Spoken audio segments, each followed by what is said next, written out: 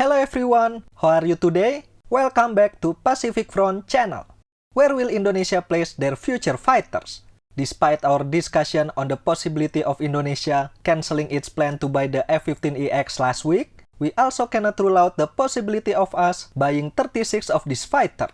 Which means in the next decade, the Indonesian Air Force will get around 70 to 100 new fighters in total, from 42 Rafale, 36 F-15ID, and 50 KF-21. That's a lot of fighters, and they will need a new home. So where will we place them? Fortunately, I found an article talking just about that.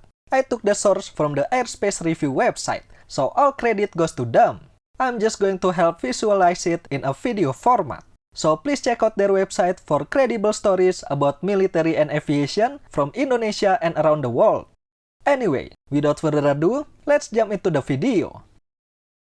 First thing first, I want to remind you that this is just an unofficial scenario. The home base for each aircraft can be different depending on the needs and situation in the future. Also, allocations and fleet of fighters that I'm gonna say in this video are public knowledge where you can find the sources simply by searching it on the internet. So it's not like I'm breaching their OPSEC or something. Before we jump to the Airspace Review article, it's better if we first look at where the current Air Force fighter squadrons are located and what type of aircraft they operate. The Indonesian Air Force currently has 4 Air Force bases who operate fighter aircraft with 7 fighter squadrons. Starting from the west, they have Rusmi Nurjadin Air Force Base located in Pekanbaru in Riau Province. They have 2 fighter squadrons under the 6th Air Wing. The first one is the 12th Air Squadron who operate Hawk 100 and 200, and the second one is the 16th Air Squadron who operate F-16 Block 52ID. Moving to Borneo Island, they have the Supadio Air Force Base in Pontianak, West Borneo, with the 1st Air Squadron who operate Hawk 100 and 200 under the 7th Air Wing. A bit to the east to the island of Sulawesi is the 5th Air Wing of Sultan Hasanuddin Air Force Base in Makassar, South Sulawesi. They operate the Su-27 and 30 with the 11th Air Squadron. And lastly, the 3rd Air Wing of Iswayudi Air Force Base in Madiun, East Java. In terms of number of fighter squadrons, this Air Force Base has the most with 3 Air Squadrons. But at the moment, it's not at its full strength. From the 3 squadrons under its command, the 3rd, 14th, and the 15th Air Squadron, only the 3rd Air Squadron who operate a fighter aircraft with the F-16AB and the F-16ID, while the 15th Air Squadron only operates the T-50 Golden Eagle, and the 14th Air Squadron has been empty since the F-5 Tiger II was retired in 2016.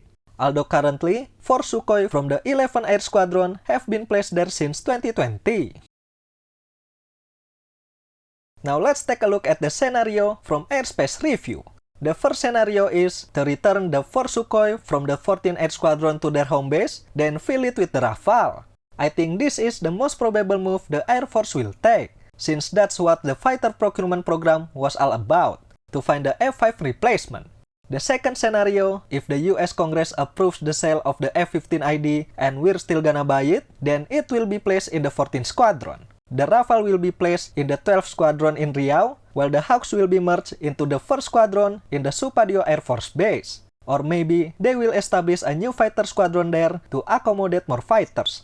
And the third scenario is to gather one type of fighter all in one place. Rusmi Nurjadin Air Force Base will operate Rafale, Supadio Air Force Base will operate Hawks, Iswayudi Air Force Base will operate the F-16, and the Sukhoi in Sultan Hasanuddin Air Force Base will be retired and replaced by the F-15ID.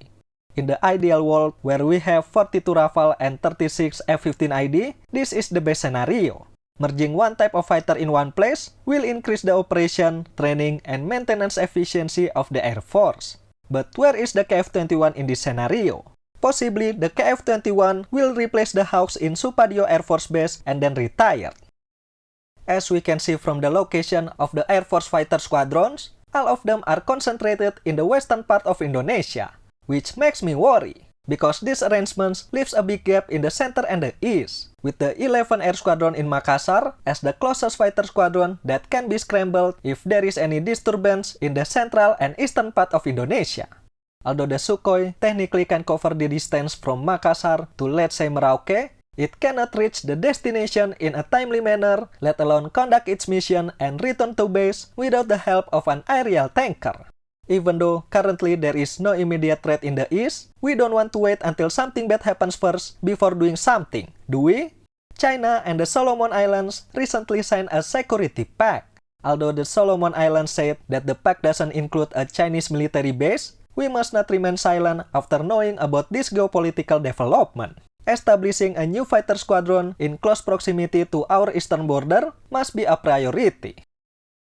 Besides the 4 Air Force bases I mentioned before, there are 2 other Type A Air Force bases in Kupang and Biak, which in my opinion are perfect as a home base for our future fighters. It might need some additional military facilities here and there, but other than that, both have strategic location to cover Indonesia's southern and eastern flanks. El Tari Air Force Base in Kupang can cover Indonesian southern border with Australia, while Manuhua Air Force Base in Biak can cover Indonesian eastern border with Papua New Guinea. Compared to sending interceptors from Iswayudi or Sultan Hasanuddin, both bases can be scrambled more quickly to intercept any intruders coming from these spots.